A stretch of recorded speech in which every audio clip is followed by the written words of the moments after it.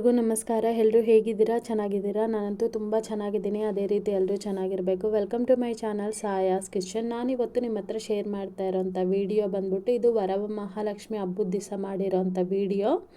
ಎಲ್ಲರಿಗೂ ಆ ಮಹಾಲಕ್ಷ್ಮಿ ದೇವಿ ಎಲ್ಲರಿಗೂ ಒಳ್ಳೇದು ಮಾಡಲಿ, ಎಲ್ಲರಿಗೂ ವರವನ್ನು ಕೊಡಲಿ ಅಂತ ಬೇಡ್ಕೊಡ್ತಾ ಇದ್ದೀನಿ. ನೀವು ಹಾಗೆ ಬೇಡ್ಕೊಳ್ಳಿ. ಈ ವಿಡಿಯೋ ಏನಂದರೆ, ನಾವು ಮಹಾಲಕ್ಷ್ಮಿ ಹಬ್ಬದ ದಿವಸ ಯಾವ ರೀತಿ ಪೂಜೆ ಮಾಡ್ಕೊಂಡ್ವಿ ಅಂತ ನಮ್ಮ ಅತ್ತೆ ಅವರು ಓದ್ತಾ ಇದ್ರು ಮಹಾಲಕ್ಷ್ಮಿ ವ್ರತದ್ದು ಬುಕ್ಕು. ಅಲ್ಲೆಲ್ಲ ಅಷ್ಟೋತ್ತರ ನಾಮಗಳು ಎಲ್ಲ ಇರುತ್ತಲ್ಲ, ಅದನ್ನು ನಾನು ದೇವ್ರಿಗೆ ಬಂದ್ಬಿಟ್ಟು ಅಕ್ಷಿಂತೆ ಕಾಳು ಮತ್ತು ಹೂವನ್ನ ದೇವ್ರಿಗೆ ಸಲ್ಲಿಸ್ತಾ ಇದ್ದೆ. ಯಾವ ರೀತಿ ಇದೆ ನಮ್ಮ ಮನೇಲಿ ವರಮಹಾಲಕ್ಷ್ಮಿ ಹಬ್ಬ ಅಂತ ನೋಡ್ಬೋದು. ನೋಡಿ, ನಾವು ಸಿಂಪಲಾಗಿ ಸೀರೆನ ಉಡಿಸ್ಬಿಟ್ಟು ದೇವ್ರಿಗೆ ನಮ್ಮ ಹತ್ರ ಇರೋ ಒಡವೆಗಳು, ಇಲ್ಲಿ ಸ್ವಲ್ಪ ಒಡವೆಗಳು ಎಲ್ಲ ಹಾಕ್ಬಿಟ್ಟು ದೇವ್ರನ್ನ ಚೆನ್ನಾಗಿ ಅಲಂಕಾರ ಮಾಡಿಬಿಟ್ಟು ಹೂದಿಂದ ಒಡವೆಗಳಿಂದ ಮತ್ತು ನಮಗೆ ಯಾವ ಥರ ಇಷ್ಟ ಆಗುತ್ತೋ ಆ ಥರ 5 ರಕ ಪಂಚಫಲವನ್ನು ಇಟ್ಟಿದ್ವಿ.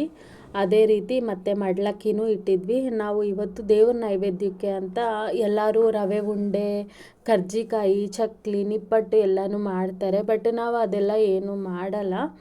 ಮಾಡೋರು ಮಾಡ್ತಾರೆ, ಬಟ್ ನಾವಂತೂ ದೇವರಿಗೆ ಹೂವು, ಹಣ್ಣು ಮತ್ತು ನಮ್ಮ ಮನೇಲಿ ಮಾಡಿರೋ ಅಂಥ ಒಬ್ಬಟ್ಟು, ಚಿತ್ರಾನ್ನ, ಬದನೆಕಾಯಿ ಪಲ್ಯ, ತುಪ್ಪ, ದೇವ್ರಿಗೆ ಒಬ್ಬಟ್ಟು ಅಂದರೆ ಹೂರ್ಣದಿಂದ ಮಾಡಿರೋ ಪದಾರ್ಥಗಳಂದರೆ ಒಬ್ಬಟ್ಟು ಮತ್ತು ಬೂರೆ ಅಂತಾರಲ್ವ, ಅದೆಲ್ಲ ತುಂಬ ಇಷ್ಟ ಅಲ್ವಾ. ಸೊ ಹಾಗಾಗಿ ನಾವು ವರಮಹಾಲಕ್ಷ್ಮಿ ಹಬ್ಬದ ದಿವಸ ಖಂಡಿತ ಒಬ್ಬಟ್ಟು ಮತ್ತು ಯಾವುದಾದ್ರೂ ಸಿಹಿ ಮಾಡಿ ಇಡ್ತೀವಿ ದೇವರ ಹತ್ರ. ಒಬ್ಬಟ್ಟು ಮತ್ತು ಪುಳಿಯೋಗರೆ ಮತ್ತು ಚಿತ್ರಾನ್ನ, ಹುಳಿ ಐಟಮ್ಸ್ ಎಲ್ಲನೂ ಮಹಾಲಕ್ಷ್ಮಿ ದೇವರಿಗೆ ತುಂಬ ಇಷ್ಟ ಅಲ್ವಾ. ಸೊ ಹಾಗಾಗಿ ಚಿತ್ರಾನ್ನ ಮತ್ತು ತುಪ್ಪ, ಬದನೆಕಾಯಿ ಮತ್ತು ರೈಸು ಎಲ್ಲನೂ ದೇವರಿಗೆ ನೈವೇದ್ಯಕ್ಕಂತ ಮಾಡಿದ್ವಿ.